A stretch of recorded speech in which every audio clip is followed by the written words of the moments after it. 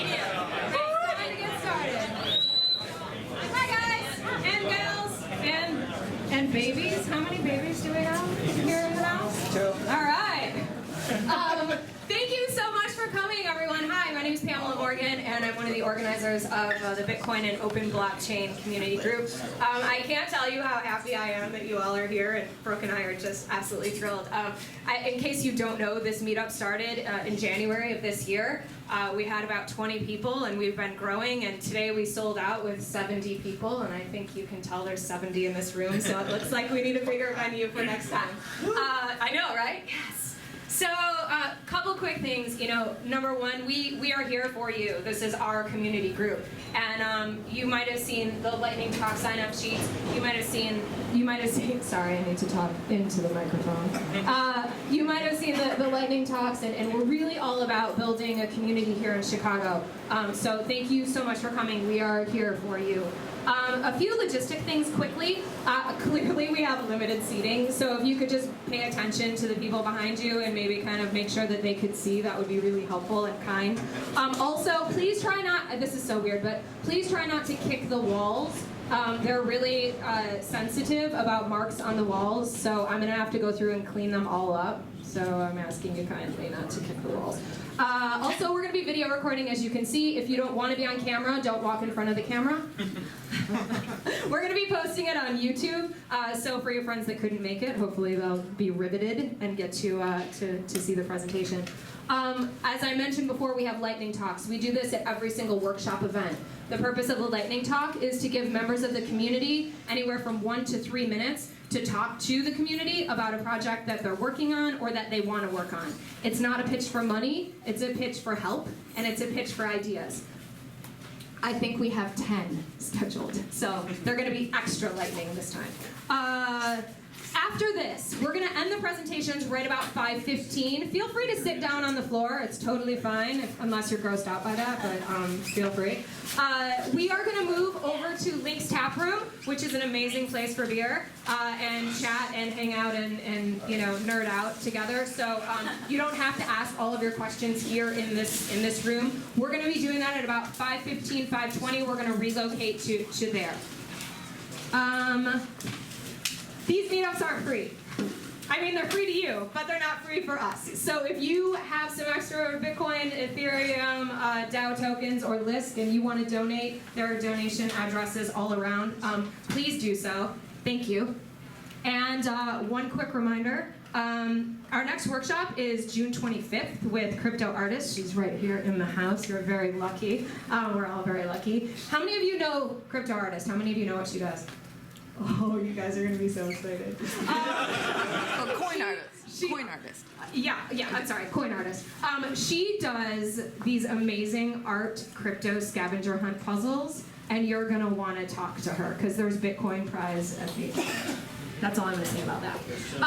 So really quickly, I want to get an idea of who's in the audience. So welcome.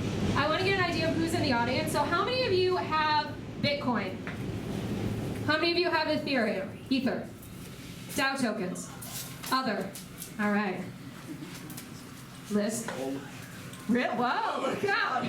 That was really unexpected. All right, nerds. Okay, and how many of you have turned this into a full-time job? How many of you are working in the industry?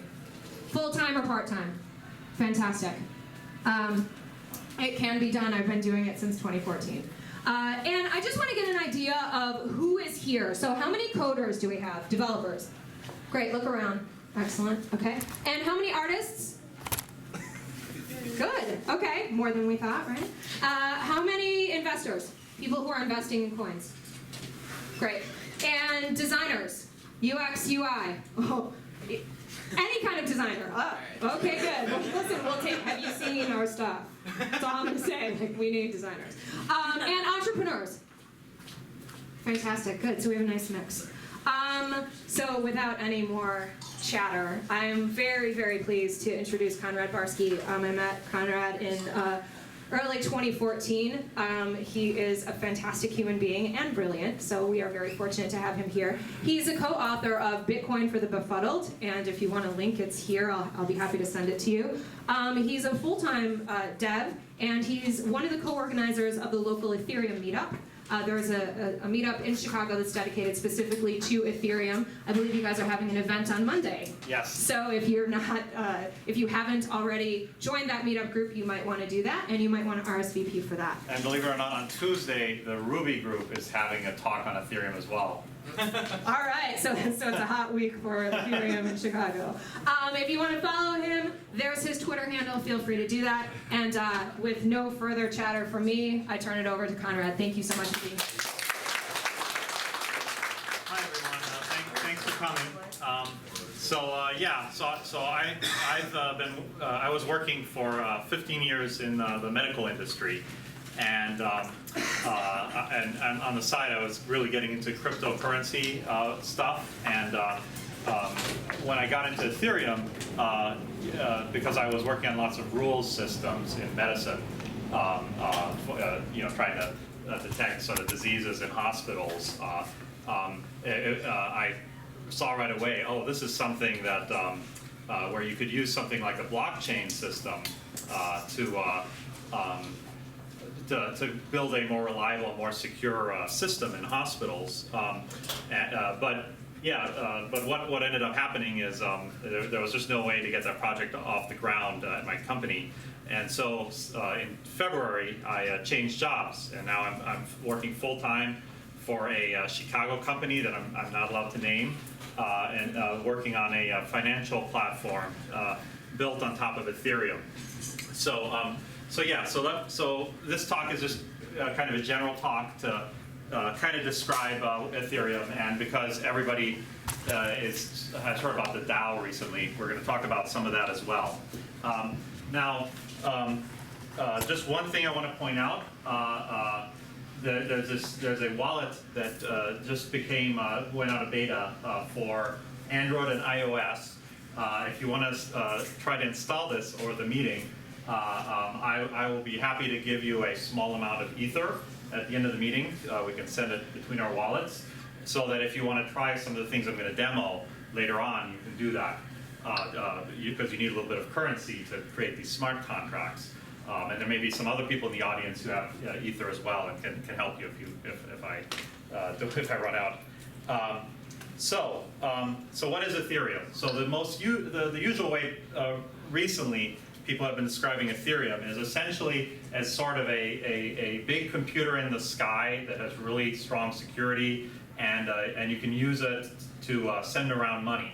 Now the problem with that kind of description, in my view, is that it doesn't really sound that compelling, because everybody has used Stripe, everybody has used Amazon Web Services, and they know about like cloud computing, and so can you really do anything that's different than you could, with a bunch of Amazon servers and a Stripe API? And so just to make it interesting, I'm going to describe it in a different way in this talk. What I'm going to call it is, I'm going to call it the world's most secure database. So when I think about databases, I think about something that looks like this, because I'm kind of an old school programmer, so like an Oracle server that's running an Oracle database. And most people, if you say, oh, that you can build these very secure database systems with blockchain and with Ethereum, the first thing they're going to think is, oh, well, I can build the world's most secure database system too. All I have to do is this. All I do is I put a wall around my computer, and if I can just make sure that every time somebody tries to go through this wall, I know who they are, and I make sure they don't do anything they're not supposed to, then this would also immediately be the world's most secure database system. Now there's a problem with that, of course, and that is that there have to be some people that are going to be inside of this wall. So obviously there's going to be administrators in your company. So I mean, we've heard about, essentially every big company, from Barnes & Noble to Target to Ameritrade, all these companies have had massive data leaks. And it isn't because, a problem with this wall. It's more likely that there are people on the inside that help to steal the data, basically internal fraud, or that they were social engineered, or they lost their passwords, or people put in web servers that are kind of inside of this bubble as well, because most web servers that interact with a database these days, the accounts that those servers have to make changes in the database have far greater access rights to the database than they really should. And so unless you also protect every call into the web server, someone might be able to commandeer that and then get access to the database and do anything they want to again. And also, you may have partners that, that your company works with that needs, like, for special reasons, they need to kind of be inside of this bubble because they, they need to do high performance stuff or need to write special code that is inside of the bubble. So, so how do we make this more secure? So if we want to fix the bubble, we have to fix these things as well. So the obvious next step is you say, oh, well, we need a more granular way of describing security. So if Alice only works as an admin on Wednesdays and Thursdays from 9 to 5, then we should have some sort of script that's in this system that says, only let Alice access these 3 tables or these 5 rows in these 3 tables on Wednesdays and Thursdays, except when Bob is on vacation, then she'll have the shift over the weekend too.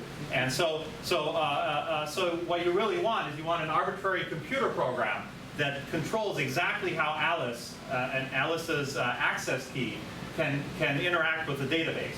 And you want to create one of these for every entity. So the web server, the web server probably shouldn't be moving money to some sort of offshore bank account from the database. It should only be able to do very mundane things. And so you want that key that the web server owns to only be able to do limited things that a web server needs to know about. And with partners, you might even want to take it to the next level. That's why I made this a different color. So the partners, they may have their own employees. And so they may want to write scripts that live inside of this bubble that themselves that control their employees. So now you have to worry about sandboxing. So you have to make sure this script is running in some environment where there isn't some buffer overflow error and they can, again, break into the system. The next thing you realize is to really, if you really want to make it secure, you want to store these scripts in the database itself because we live in an age now where you can't just say to your customers, oh, the database is going to be down for 6 hours because we're going to do a point upgrade. Instead, people expect that database upgrades happen in milliseconds or seconds at least. And if we have these scripts that control access, security access into our system, we have to be able to atomically update them from one moment to the next. And so we really want to store those in the database, just like the other data. And of course, Oracle and other companies have done this for a while. They have these things called stored procedures, PL/SQL. But there's still other attacks you can think of. Another attack is an admin. You can't replace an admin with an access script. Sometimes that admin has to go in and replace a hard drive. So now you have to be worried about the hardware itself being compromised by an employee. So what can you do about that? So that's kind of where we reach the limit as to what people did back in the 90s and stuff. So if you think about it, the only next thing you can do to get over hardware attacks is you have to create multiple machines, and they all have to constantly check each other. And if anybody, they have to validate the data on each other, and if any one of those starts behaving weirdly, then you shun that machine and take it off of the system. Now, to do this efficiently, you have to use a certain amount of cryptography. Like you have to use hashes. You have to use things like Merkle trees. And so now you can see, you think all you're doing is building a secure database, and it's starting to look more and more like a cryptocurrency. And in the final step, you realize, oh, even if Alice can't do things meaningfully outside of her access rights, she can still flood the network with transactions and perform a denial of service attack. So we have to have some way of kind of shutting off her access. The way Bitcoin solves that, and Ethereum as well, is you require people to solve these math problems that require time to perform, and you use that to generate currency, and people can only perform actions if they have this currency. So you can see very quickly, if you just think about, oh, all I want is a secure database, and you think about all the things you have to deal with, you basically end up with a blockchain system that's running scripts inside of it. And this is what Ethereum is. That's really all it is. Now let's look at how Ethereum works. Okay, now you can look at Ethereum from sort of two perspectives. One is what it looks like kind of from the outside when you see a node, an Ethereum node running. The other way to look at it is look at it from the perspective of a smart contract. And as we're going to see, depending on how you look at it, you get a very different picture of what Ethereum is. Now, if you look at it kind of from the outside, you just say, okay, well, what's the computer program, and what is it doing, and what kind of data is sending it over the network? What you basically have is a blockchain. So everybody here probably knows about Bitcoin. Ethereum works exactly the same way. The block time is shorter, and we can talk about like how they manage to have a short block time. Now the difference is in Bitcoin, for the most part, what you're sending around is financial transactions. In Ethereum, a lot of the stuff you're sending around is actually just function calls into these smart contracts. So it's like you have these objects that live on the blockchain, and you can create them and put them and have a transaction on the block that creates a new smart contract. And then you can call functions, member functions on those objects later on. So there might be a program, I don't know, that plays a dice game, and the blue transactions here are the ones for the dice game. And so so you can see, a block is created at one time.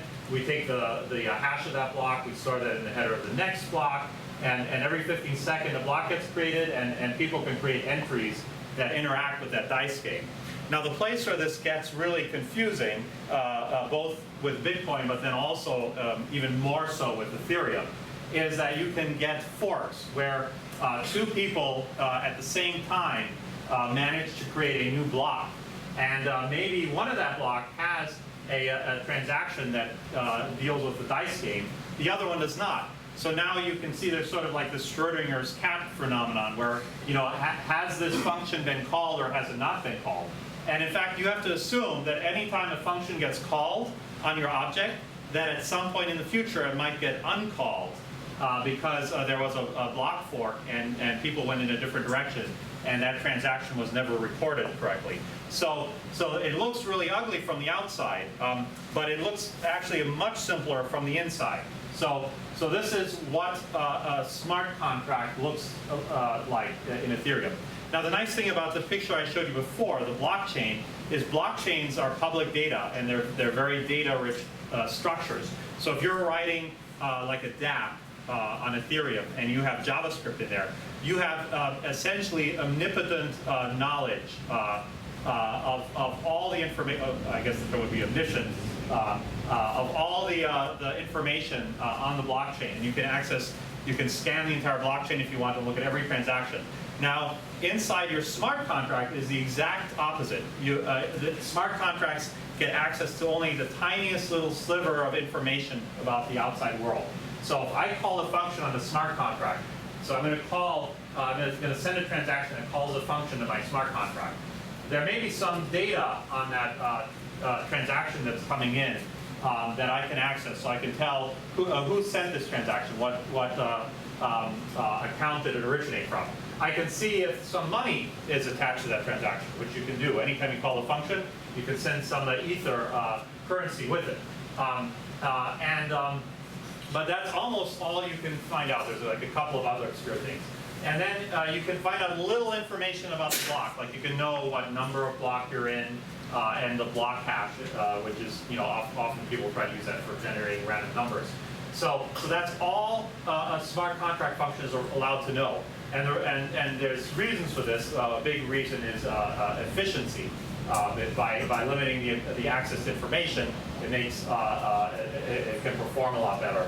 The other thing you can access that's very important is you can actually a smart contract can write entries into the blockchain itself, which represent state for that smart contract, and you can access that.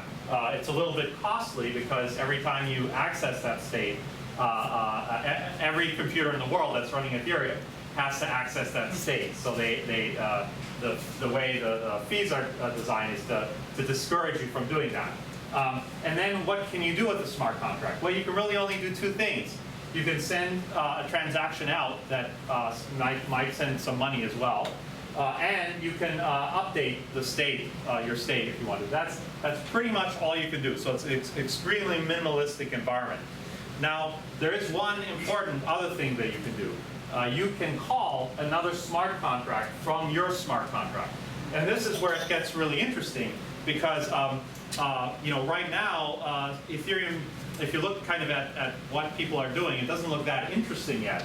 But there's an expectation that an ecosystem is slowly developing.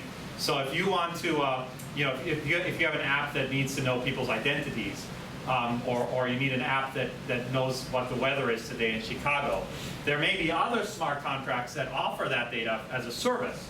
And you can then call that, and then your program can behave in certain ways depending on those results. Yeah, but again, the model here is you get only a very small view of the outside world with a smart contract. And the one thing you definitely can't do is just like look up a URL to get some information. Like you definitely can't do that. Now, quickly, I'm going to do and this is always risky, but we're going to try to do a quick live programming example. Now, the most exciting contract in the world right now is called the Dow. And we're going to talk about that extensively. The important thing to know about the Dow is that it currently, people have put up $150 million or somewhere in that range at this point. And so if I'm going to give a live example, let's just, why don't we just run some code from the Dow.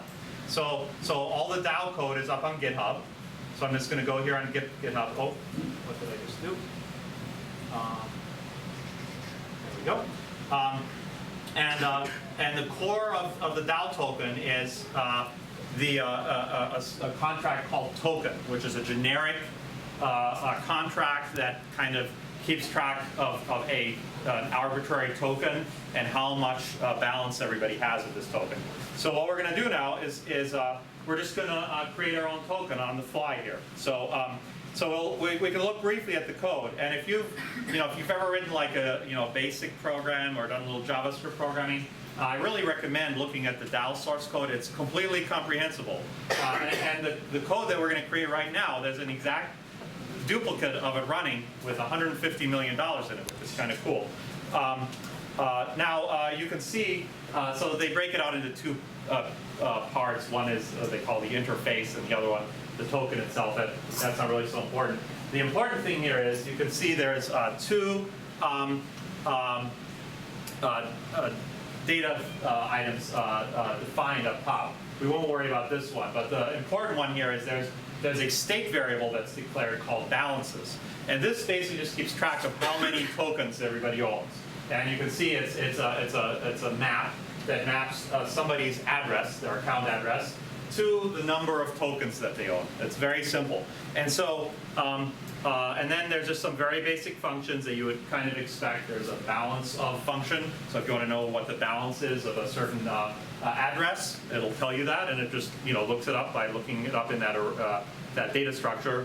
There's functions for transferring from one address to another address. It's all just super easy to understand code. Now the one thing that this, so the DAO is broken into three pieces. One is kind of token handling, another one is token creation, and a third one is the voting rule system. So we're only doing the first part here, the token contract. Now the one thing the token contract doesn't do is handle the creation of the initial tokens. That's handled by a separate contract. So, and there's an inheritance, just like you would have in object-oriented programming, where if you want to create tokens, you have to inherit from this contract. So what I'm going to do right now is I'm just going to copy and paste this code. We'll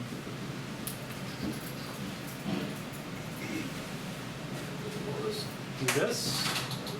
I'm just going to copy the raw code here. And what I've done here this is an instance of Geth that's running right now on a test net that my company maintains. The reason I'm running a test net is because, first of all, I don't have to worry about actually spending real money to do this. But the other thing is that we can see that there's 0 transactions because it's the weekend right now and nobody in my office is using the network. So we can see, as we're doing this, the transactions being broadcast over the network. So all I need to do first is we need to go in and I'm going to just do a little bit of, what is it called? Is that right? Oh, I already forgot the command here. You know what, I'll just use my browser history here. Yeah, okay, I had it right. So we're just going to copy the, there's one more step I'm forgetting. We need to compile the program. So what's beautiful is the Ethereum guys actually have an online compiler. You just need to go to this thing called Browser Solidity, and you can write your own, you can just paste any random code in here, and it'll just give you the raw bytecode that Ethereum needs. So I'm just going to paste this in here, and you can see, so that compiled okay. Now, as I said, I need to actually inherit from this in order to create my own token, because I need to create an initial balance somehow. So I'm going to create a new contract at the bottom here. Let me zoom up here. So we're going to create a new contract. I'm going to call it Conrad token is token. So we're inheriting from token. Now I'm going to create a constructor function Conrad token. And we're going to, all we're going to do in here is I'm just going to give myself a little of my own token so that we can see it moving around. So now to do that, I need to know what my address is. So I'm going to go over to my Geth, and I'm going to see this is my Ethereum address on this test net. So I'm just going to copy this. And now we're just going to say in here that that balances for this address equals 1,000.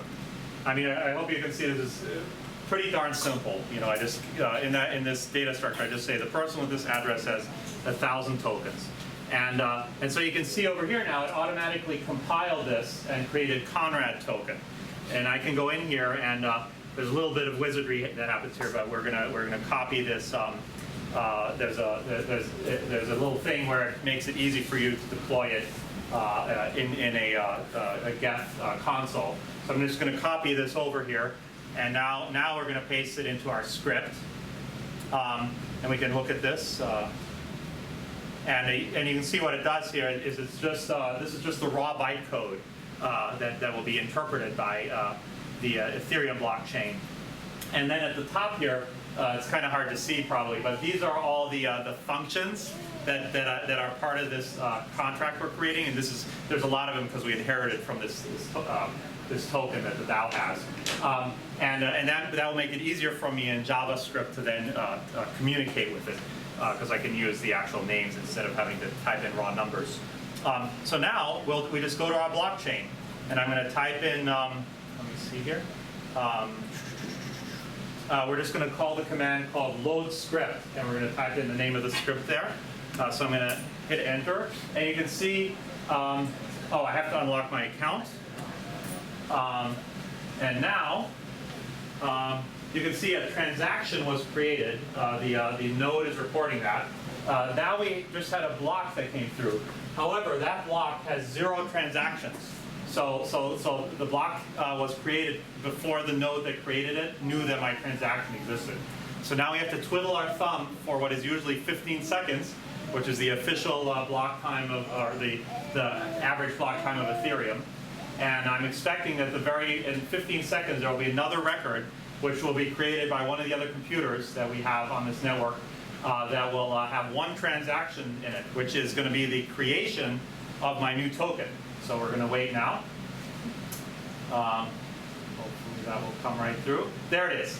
So you can see there was 1 transaction that time in block 469754. And so now what I can do is we now have a nicely declared let's see, Conrad token. So there's a nicely declared object in JavaScript that you can access. kind of a nicety. And you can see there's the important functions of balance of and transfer. So why don't I check the balance now of my Conrad token. So I can just do Conrad token dot balance of, and now I have to type in my default address, which is that, and we can see I own 1,000 tokens of my own token. Now we're going to move this token to another person. In this case, I'm just going to send it to so transfer. Yeah, sorry, it's a little ugly with this console because there's messages coming in, so it's a little hard to read here. But we're going to send to address 0x0. We're going to send 10 tokens. Invalid address. Oh yeah. This is just a little. Hold on. There's a little magic command I need to run. Having to do a default account. Coinbase of 1. Let me just try this. I think that will fix it. Okay, there we go. Yeah. So so what's happening there is there's a little security thing that they very recently threw in, where they didn't want you to accidentally send money from your account without realizing it. So you have to say that if no account is specified, that you mean to use your default account. Anyway, so what we saw is it created a transaction. So I sent the transaction to the address 0x0, which means basically I sent $10 or 10 tokens into a black hole, and it'll never be accessible again.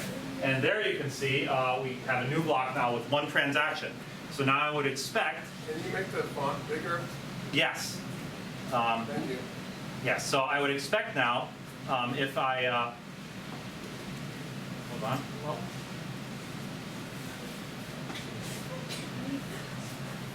So you can see now if I check the balance of my account, I only have 990 tokens. So anyway, so basically what we did now is we ran the exact same token management code that is used by the Dow. And there's a version of this that is worth $150 million right now. Yeah, so that's kind of the live demonstration part. So now let's go back and talk about a couple other things here. So, okay, so that's great. We kind of understand how Ethereum works. Now, what are the benefits of Ethereum really? I covered in detail security, and of course reliability ties into that. The idea of having these many different computers that all communicate with each other and validate each other's results. There's also some performance benefits. Now that's a little bit of a mixed story because, as people know, blockchains have trouble with handling lots of transactions per second. Now, but another benefit is really ease of development. So, we already kind of looked at that a little bit. But right now, anybody who wants to own a blockchain currency like Bitcoin or Ethereum, you have to be very brave because it's not really very user-friendly. And now, being brave, there's some positive connotations to that. Like one is that you can look at information on the blockchain or even in the whole world for investment ideas. You can receive money, and you can be your own bank holding your own money. You can make decisions about your own money the way you sometimes can't when you have a bank account, and you can send money yourself without any sort of intermediary. So those are really great things about being a blockchain account holder. Now there's other things though that are not so great, and these are the low-level things that people constantly have to deal with that have blockchain accounts.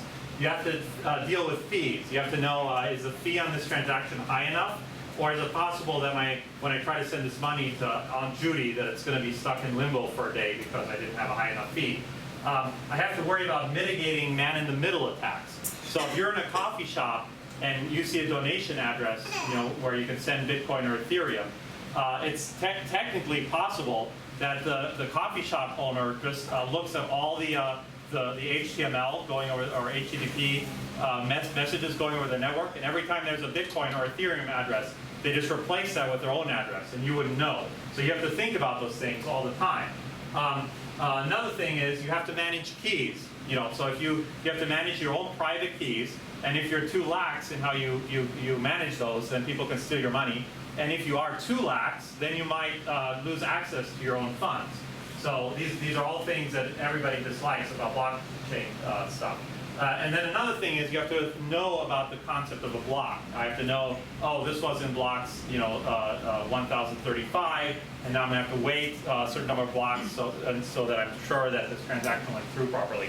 Now, one of the nice things, if you really dig into programming languages, is that if you design a programming language in the right way, you can often remove a lot of headaches for the users. So the term that people sometimes use for this in programming language design is called lifting. So the classic case of lifting is in the Haskell programming language. So Haskell is this very mathematical programming language, but it's actually very difficult in Haskell to do things like communicate with the user, because that's not really like math. It's very different than math. So what they do is they lift your operations into something called the I/O monad. And then you get the benefits of both. You can have something that's very elegant mathematically, and you can interact with your user. Ethereum did the same thing. They designed their virtual machine, and they designed their compiler for the Solidity programming language, the main programming language for Ethereum, to get rid of all these ugly things and only keep the good stuff. And so they basically lift off just this part that we want. And then Ethereum basically creates a container for you that takes care of all this ugly stuff that we don't want to deal with. So once you run this, you have a situation, and of course now here we go. So you have a situation where your smart contracts can all interact with each other seamlessly. And these smart contracts, they don't have to worry about fees. They don't have to worry about what block they're in. Has a transaction been mined? Is there a double spend attack happening? The programming model completely insulates your code from all of these problems. So in certain ways, it's better to write smart contracts than to just work with raw accounts. Now, I should point out there's another programming language that recently came out called Lisp. And I hear some people say that it has some really nice features. But one thing that I did see about it is that if you write a smart contract in Lisp, you need to know, you have to pay attention to transactions and whether they've been mined or not. So that's something you don't have to do in Ethereum. So because the approach with Lisp was that a lot of people are JavaScript programmers, and so they use a programming language that's pre-existing that isn't optimized for blockchain. So it's a different approach, but it means you have to deal with a lot of these ugly problems that you don't in Ethereum. So what sort of things can you build with Ethereum? I think so the things that I find kind of interesting are these kind of four ideas. So games is interesting just because right off the bat, it was obvious to everybody, oh, there's going to be 1 million Ethereum games. Well, guess what? There aren't 1 million Ethereum games. All there are some very straightforward gambling games like dice rolling and lottery and Ponzi schemes. And then there is one game called Etherium, which looks interesting, but it's not really like a full game yet. We'll see how that goes. Now, why did this never happen? Even Vitalik said, oh, the first thing everybody's going to use Ethereum for is games. The reason is because it's actually extremely difficult to create an interesting game in Ethereum. The first reason is because random numbers are really hard to deal with in a blockchain system. Another reason is because usually what you want in a compelling sort of game that would run on this kind of platform is something that has some kind of small gambling element, and that also involves multiple players. And so the problem you run into there is that you're usually going to put people into groups. Like the typical example would be poker. You have a table of players, so you break everybody into table groups. Now the problem is that if somebody creates multiple accounts, it's very easy to then have multiple people sitting at the same table that are actually the same person, and that makes it very easy to win all the jackpots. So I think this will be solved, and but you have to. It requires quite some effort, because you kind of need at least a primitive reputation system of some sort, and you have to figure out how to work around the random number limitations of blockchain systems. But I'm hoping that will still come at some point. The second one is financial systems. No question there. If you want to like do some kind of derivatives trading, like this is perfect. If you come to the Monday meeting, we have a Chicago startup founder working on Etherium, which is exactly this. The job I work for is kind of in this space. The next thing that's really interesting is identity systems. And Vitalik recently gave a talk on that. If you look on YouTube under Vitalik and identity, his talk will come up. And what's obvious is like it would be kind of simple to, if you go to a website right now and there's a login with Facebook button, it would be kind of easy to replace that with a login with Etherium button, or some sort of smart contract that's on Etherium. And there's several companies working on this. Uport from Consensus is an early entry into the space. Now the reason that's so valuable is exactly what we're talking about, where what you want is you want to come up with a very complicated system for managing your identity. You know, you might want 2 backup keys that you give to family members, so if you ever like lose your main account, and then you want to have multi-factor authentication. So you know, even if someone can break into your account, but you know, they don't have the extra factor, you can limit the amount of damage they can do. So it would be great to have your online identity be an arbitrary computer program that you can sculpt for exactly your identity protection needs. And if you log in with Facebook, you don't have that.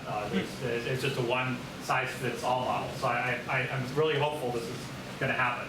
Then the last one is crowdfunding mechanisms and initial coin offering type of systems. And that's what we're going to talk about next, because the big thing is the DAO right now.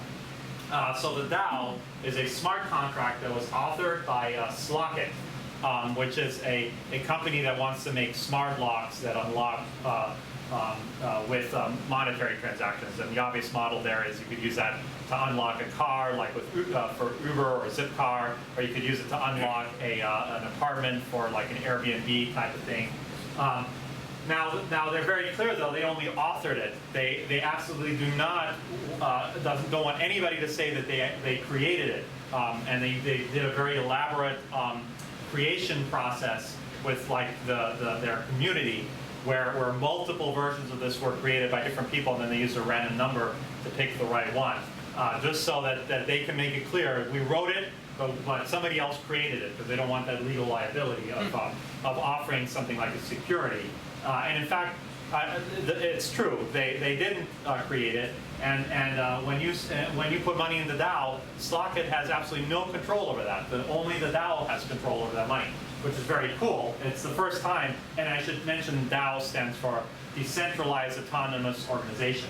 So this is basically an entity that lives on the internet that no human being controls, that owns $150 million, and it has basically just a voting mechanism where the stakeholders can vote on decisions.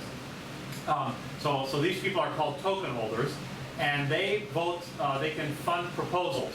So anybody can submit proposals to the DAO. And in fact, Pamela and Andreas are one group working on such a proposal. And depending on what the goal is of the proposal, it might be something that's charity-oriented. But for the most part, people are looking for something that actually returns money. So they want, the proposal can actually send money. This proposal itself is a smart contract, and it can send money back to the DAO, and then that gets distributed among the token holders.